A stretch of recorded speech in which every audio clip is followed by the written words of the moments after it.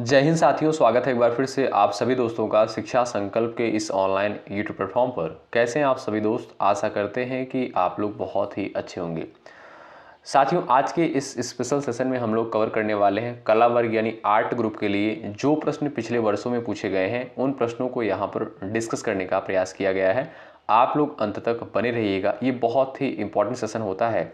आप लोग पूरे धैर्य के साथ अंत तक बने रहिएगा। यहाँ पर दोस्तों सिर्फ और सिर्फ प्रीवियस ईयर क्वेश्चंस को कवर करने का प्रयास किया गया है।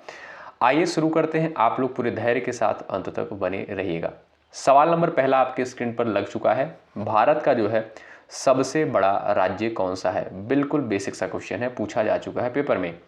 आप कहोगे सर ऑप्शन नंबर सी बिल्कुल राइट हो जाएगा, राजस्थान। ठीक है, सी ऑप्शन राइट है। भारत का सबसे बड़ा राज्य जो है राजस्थान है। अगर दोस्तों दूसरे स्थान पर पूछा जाए, ध्यान रखिएगा, पहले स्थान पर आपका राजस्थान आता है क्षेत्रफल के मामले में, दूसरे स्थान पर आपका मध्य प्रदेश आता है और तीसरे स्थान पर आपका आता है कौन सा? महाराष्ट्र आता है और चौथे स्थान पर आता है आपका उत्तर प्रदेश। ठीक है, कभी कभी पेपर में पूछता है क्षेत्रफल के आधार पर जो है उत्तर प्रदेश का कौन सा स्थान है भारत में? आप कहोगे चौथा स्थान है। ठीक है, आइए अगला सवाल देखते हैं। सवाल नंबर नेक्स्ट स्क्रीन पर है।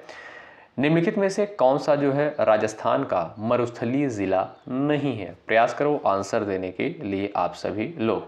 चलिए, राजस्थान का जो है ऐसा कौन सा जिला है जो मरुस्थलीय जिला नहीं है? साथियों, बाड़मेर, जैसलमेर, चूरू, ये तीनों जिले जो है राजस्थान के मरुस्थलीय जिले हैं, लेकिन कोटा जो है मरुस्थलीय जिला नहीं है। ए ऑप्शन आपका यहाँ पर बिल्कुल करेक्ट है। अगला सवाल देख लीजिए।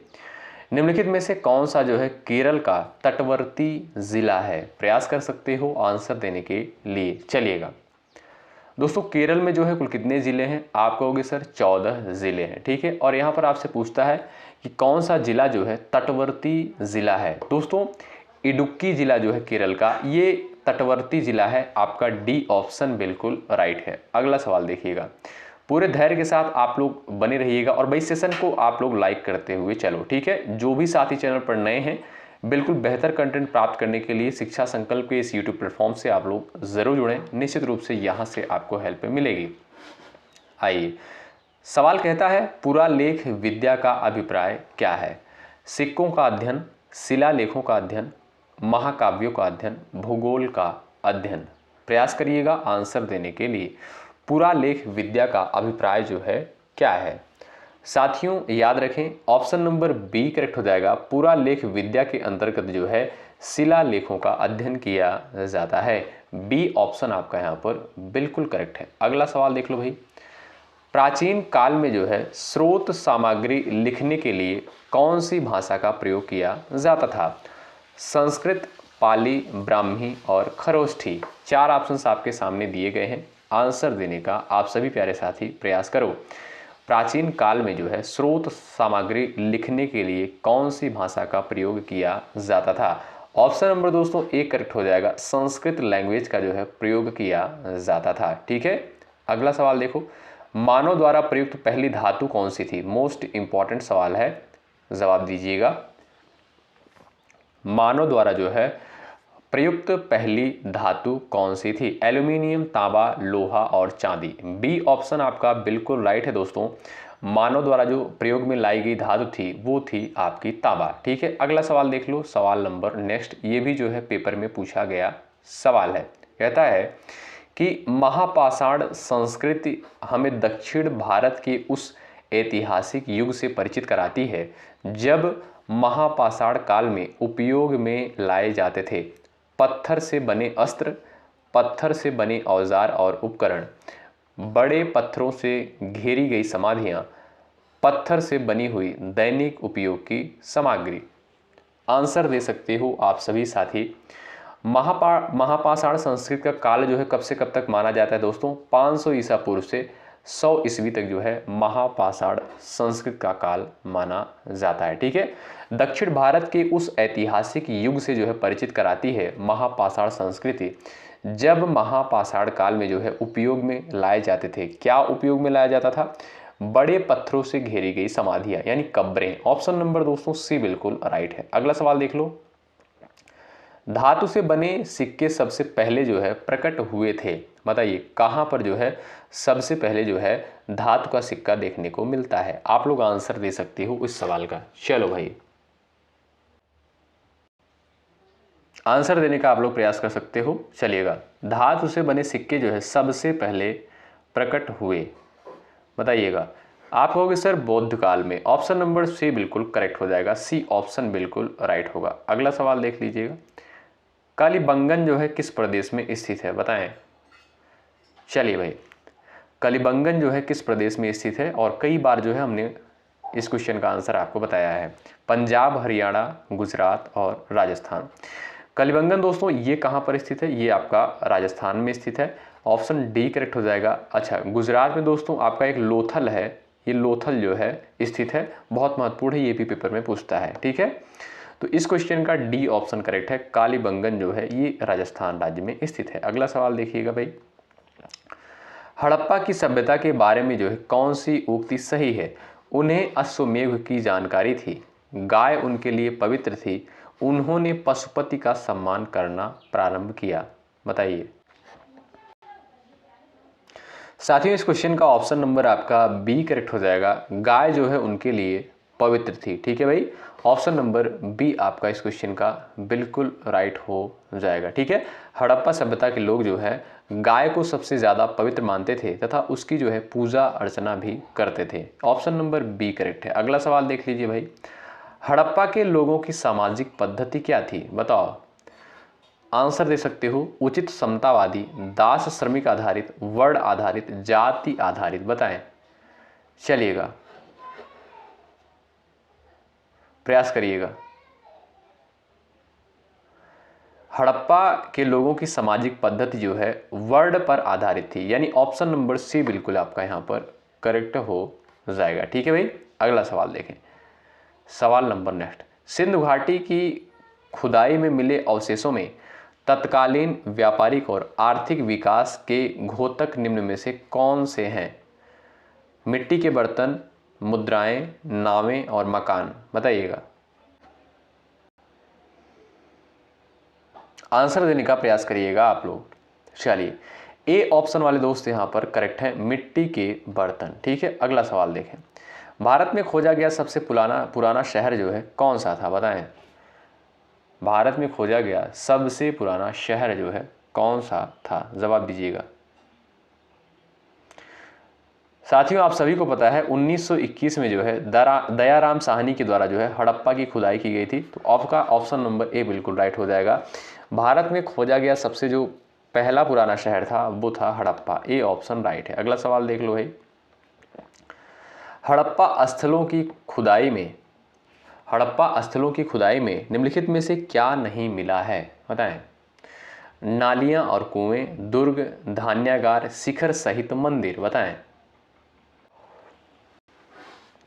चलो भाई प्रयास करो, आप लोग आंसर दे सकते हो।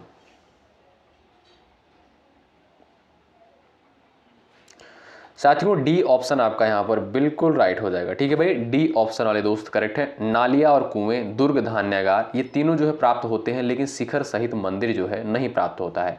आपका डी ऑप्शन करेक्ट है। अगला सवाल, मैकाल पर्वतमाला जो है किस राज्य में स्थित है, बताएं। उत्तर प्रदेश, राजस्थान, बिहार, छत्तीसगढ़। चलिएगा, आंसर दीजिएगा, सभी लोग प्रयास करें। साथियों याद रखिएगा, मैकाल पर्वतमाला जो है ये आपका छत्तीसगढ़ राज्य में स्थित है, डी ऑप्शन आपका राइट है। अगला सवाल देखिएगा, नल्ला माला पहाड़ियां किस राज्य में स्थित है, बताएं।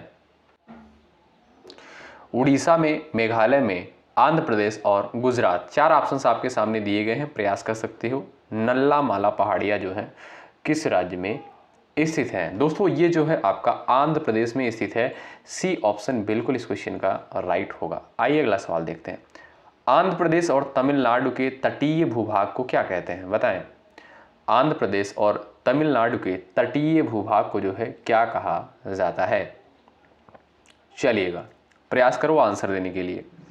ऑप्शन नंबर बी करेक्ट हो जाएगा दोस्तों, कोरोमंडल कहा जाता है, बी ऑप्शन बिल्कुल राइट है। अगला सवाल देखिए, किस भारतीय राज्य की तट रेखा सबसे लंबी है, महत्वपूर्ण सवाल, बताइए। चलिए, किस भारतीय राज्य की तटरेखा सबसे लंबी है? आंध्र प्रदेश, महाराष्ट्र, उड़ीसा, तमिलनाडु। 4 ऑप्शंस आपके सामने दिए गए हैं। चलिएगा साथियों, भारत में जो है गुजरात राज्य की तटरेखा जो है सबसे लंबी है। अच्छा, इसकी लंबाई कितना है? 1214, लगभग जो है 1214 किलोमीटर। आपका यहाँ पर दोस्तों ऑप्शन नंबर जो है, लेकिन साथियों आपको जो है यहाँ पर जो आंसर करना है 4 विकल्पों के आधार पर आंसर करना है। ठीक है, इसमें गुजरात नहीं दिया है, तब आप कहोगे sir Andhra Pradesh. A option आपका राइट हो जाएगा। ठीक है, आइए अगला सवाल देखते हैं। संसार में दूसरा सबसे ऊंचा पर्वत शिखर निम्नलिखित में से कौन सा है? बताएं। चलिए प्रयास करिएगा। संसार में दूसरा सबसे ऊंचा पर्वत शिखर निम्नलिखित में से कौन सा है? बताएं। धौलागिरी, कंचनजंगा, केटू, नंदा देवी। ऑप्शन नंबर दोस्तों थर्ड करेक्ट हो जाएगा, केटू। ठीक है, सी ऑप्शन राइट है। अगला सवाल देखें, आंसर देने का प्रयास करें आप लोग। भारत में जो है छत्रक शैल कहाँ पाए जाते हैं? पूर्वी घाट में, पश्चिमी घाट में, थार मरुस्थल में और सतपुड़ा पर्वतमाला में। बताएं। सभी लोग आंसर दे सकते हो इस सवाल का। चलिएगा, भारत में जो है छत्रक शैल जो है कहाँ पर पाए जाते हैं? चलिएगा, ये दोस्तों आपका थार मरुस्थल में पाया जाता है छत्रक शैल। ऑप्शन सी करेक्ट है। अगला सवाल देख लीजिएगा भाई, उत्खात भूमि स्थलाकृति कहाँ की विशिष्टता है? बताएं। चलिए दोस्तों, उत्खात भूमि स्थलाकृति जो है कहाँ की विशिष्टता है? चंबल घाटी की। ए ऑप्शन आपका यहाँ पर बिल्कुल करेक्ट हो जाएगा। ठीक है, अपरदन के कारण जो है दोस्तों यहाँ पर जो है उत्खात भूमि पाई जाती है। ठीक है, ए ऑप्शन आपका राइट है। अगला सवाल देखिए, सवाल नंबर नेक्स्ट। दीव जो है एक द्वीप है, कहाँ पर है बताइएगा? दीव जो है एक द्वीप है और ये कहाँ पर है? आंसर दे सकते हो आप लोग।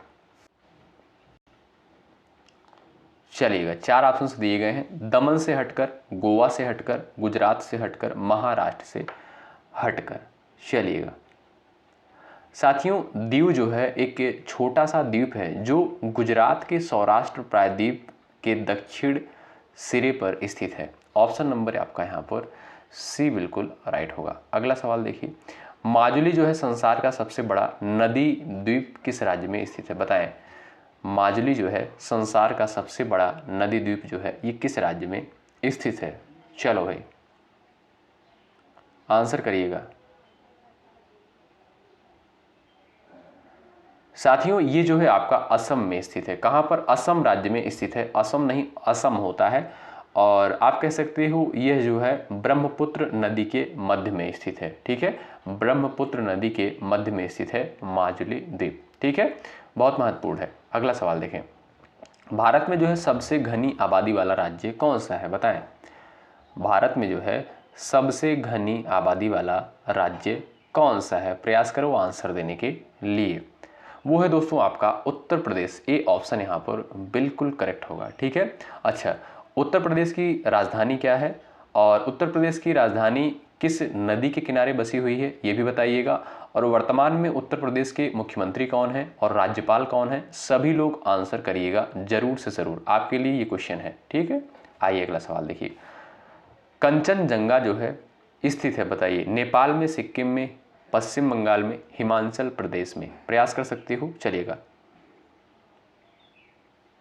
आंसर दे सकते हो आप लोग। चलिए, कंचनजंगा जो है ये कहाँ पर स्थित है? ये जो है दोस्तों एक पर्वत शिखर है, आप सभी को पता है। और ये दोस्तों कहाँ पर स्थित है आपका? ये है आपका सिक्किम में। कहाँ पर? ऑप्शन नंबर बी बिल्कुल राइट हो जाएगा। ठीक है, अच्छा, इसकी ऊंचाई कितनी है? लगभग 8,586 मीटर जो है इसकी ऊंचाई है। ठीक, आइए अगला सवाल देखते हैं। पश्चिम बंगाल की सीमाएं जो है कितने देशों के साथ लगती हैं? बताएं। पश्चिम बंगाल की सीमाएं जो है कितने देशों के साथ लगती हैं? प्रयास कर सकते हो आंसर देने के लिए आप सभी लोग। चलिएगा बताइए भाई, सब लोग आंसर करो। आप कहोगे सर 3 देशों के साथ। ऑप्शन नंबर सी करेक्ट हो जाएगा। अच्छा, कौन कौन से देश हैं? बांग्लादेश है, नेपाल है, भूटान है। ठीक है, इन 3 देशों के साथ जो है पश्चिम बंगाल की सीमाएं लगती हैं। आइए अगला क्वेश्चन देखिएगा, भारतीय उपमहाद्वीप मूलतः एक अंग था। बताइए किसका अंग था? चलिए भाई, जियोग्राफी का क्वेश्चन है। ये दोस्तों गोंडवाना लैंड का, ऑप्शन नंबर डी बिल्कुल राइट हो जाएगा। भारतीय उपमहाद्वीप जो था ये मूलतः एक किसका अंग था, गोंडवाना लैंड का। अगला सवाल देखें साथियों, आप लोग कला वर्ग में जो भी प्रश्न पिछले वर्षों में पूछे गए हैं इन सभी को अच्छे से ज़रूर सॉल्व कर लीजिएगा अपनी परीक्षा से पहले। नागा, खासी और गारो पहाड़ियाँ जो है कहाँ पर स्थित है बताएं। चलिए प्रयास करें सब लोग आंसर देने के लिए। चलिएगा, चलो भाई आंसर कर दो। नागा, खासी और गारो पहाड़ियाँ जो है किस पर्वतमाला में स्थित हैं? आप कहोगे सर पूर्वांचल पर्वतमाला, ए ऑप्शन यहाँ पर आपका राइट है। अगला सवाल देखो, सवाल नंबर नेक्स्ट आपके स्क्रीन पर है। कौन सी पर्वत श्रेणी जो है भारत में स्थित है बताएं। कौन सी पर्वत श्रेणी जो है भारत में स्थित है, प्रयास करो। चलिएगा, चलिए भाई,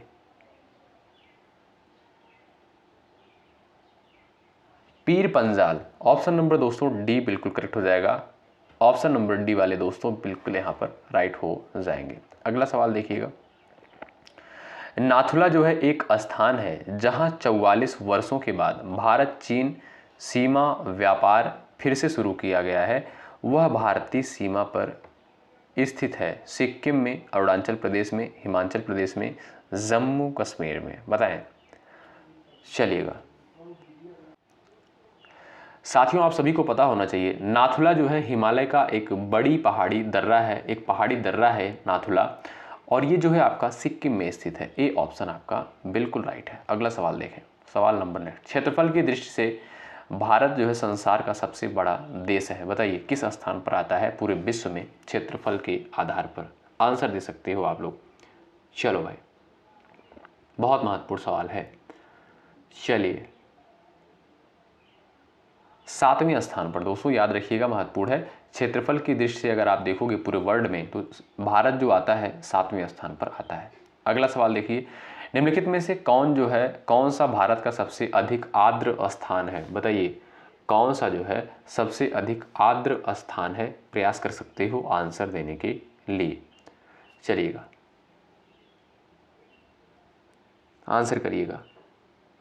और मानसिन राम दोस्तों ऑप्शन नंबर डी करेक्ट हो जाएगा। और आप सभी को ये भी पता है कि यहाँ पर सबसे अधिक वर्षा भी होती है, ठीक है। सबसे ज़्यादा वर्षा कहाँ पर होती है? मानसिन राम में। तो डी ऑप्शन आपका राइट है। अगला सवाल देख लो, भारत की सबसे लंबी सुरंग जवाहर सुरंग किस राज्य में स्थित है? चलिएगा, आंसर देने का प्रयास करें। चलिए भाई, जवाहर सुरंग जो है किस राज्य में स्थित है? ऑप्शन नंबर दोस्तों यहाँ पर देखोगे, ऑप्शन नंबर आपका कौन सा राइट हो जाएगा? जम्मू कश्मीर में, ठीक है। ए ऑप्शन बिल्कुल राइट है। साथियों, यदि आपसे पूछा जाए रेलवे सुरंग जो है सबसे लंबी रेलवे सुरंग जो है कौन सी है, आप कहोगे सर पीर पंजाल सुरंग, ठीक है। और इसकी लंबाई जो है लगभग 11.2 किलोमीटर है, ठीक है। और दोस्तों एक क्वेश्चन और आप लोग ध्यान रखिएगा, भारत की जो है सबसे लंबी सड़क सुरंग कौन सी है? चेनानी नासरी सुरंग। कौन सी? चेनानी नाशरी सुरंग है और इसकी लंबाई है 9.28 किलोमीटर, ठीक है। आइए अगला सवाल देखते हैं, सवाल नंबर नेक्स्ट, मानव व्यवहार में परिवर्तन निम्नलिखित में से किस पर निर्भर है, बताएं। चलिएगा, आंसर दे सकते हो आप लोग। मानव व्यवहार में परिवर्तन निम्नलिखित में से किस पर निर्भर करता है? आयु पर, यानी ऑप्शन नंबर आपका यहाँ पर ए बिल्कुल राइट हो जाएगा। अगला सवाल देखिए, संवेदना ज्ञान की पहली सीढ़ी है, यह मानसिक विकास है, शारीरिक विकास है, ध्यान का विकास है, भाषा का विकास है, बताएं। चलिएगा, संवेदना ज्ञान की जो है पहली सीढ़ी है, जवाब दे सकते हो आप सभी दोस्त यहाँ पर। चलिएगा, मानसिक विकास ऑप्शन नंबर आपका यहाँ पर ए बिल्कुल राइट हो जाएगा। संवेदना ज्ञान की पहली सीढ़ी है, यह जो है मानसिक विकास है। अगला सवाल देखें, जॉन डीवी के अनुसार विद्यालय क्या है, बताइए। विशेष वातावरण, साधारण वातावरण, तकनीकी वातावरण, अनौपचारिक वातावरण, बताइए। चलिए भाई, जॉन डीवी के अनुसार दोस्तों विद्यालय एक साधारण वातावरण है। ऑप्शन नंबर आपका यहाँ पर बी बिल्कुल राइट है। अगला सवाल देख लो, मनोविश्लेषणात्मक उपागम का प्रतिपादन जो है किसके द्वारा किया गया था, बताएं। चलिए भाई, मनोविश्लेषणात्मक उपागम का प्रतिपादन जो है किसके द्वारा किया गया था? शेल्डन के द्वारा। ऑप्शन नंबर दोस्तों सी बिल्कुल राइट है। अगला सवाल देखिए, सवाल नंबर नेक्स्ट, निम्नलिखित में से कौन सा शहर जो है सुदूर पूर्व में स्थित है, बताएं कौन सा शहर जो है पूर्व में स्थित है। प्रयास कर सकते हो आंसर देने के लिए इस सवाल का। चलिए भाई आंसर करिएगा, चलिए भाई प्रयास करिएगा।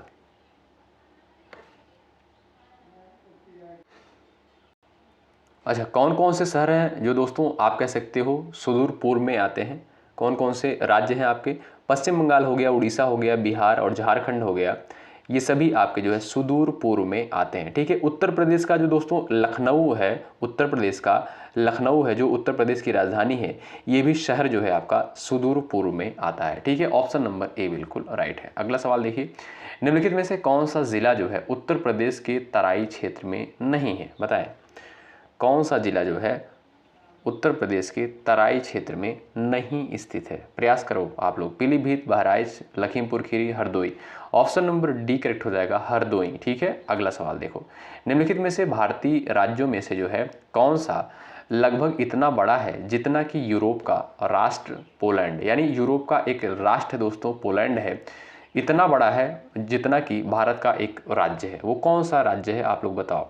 आप कहोगे sir Madhya Pradesh. Option number आपका यहाँ पर डी बिल्कुल करेक्ट हो जाएगा। ठीक है, डी ऑप्शन राइट है, यानी मध्य प्रदेश का जो क्षेत्रफल है दोस्तों लगभग पोलैंड के बराबर है। ठीक है, ऑप्शन नंबर डी करेक्ट है। अगला सवाल देखें, रायसीन पहाड़ियाँ जो है कहाँ पर स्थित है, बताएं रायसीन पहाड़ियाँ जो है ये जो है आपका कहाँ पर स्थित है, बताएं। चलिए साथियों, इसमें बहुत सारे स्टेटमेंट दिए गए हैं, आप लोग ध्यान से पढ़ लीजिएगा। इसका जो राइट आंसर हो जाएगा जहां राष्ट्रपति भवन स्थित है। ठीक है, ए ऑप्शन आपका यहां पर राइट हो जाएगा। अगला सवाल देख लीजिएगा, निम्नलिखित दर्रों में से कौन सा जो है समतल घाटी में पड़ता है, बताएं निम्नलिखित दर्रों में से जो है कौन जो है समतल घाटी में पड़ता है। नाथुला, जेलेब, शिपली और शेरा बंधागा, बताएं। चलिएगा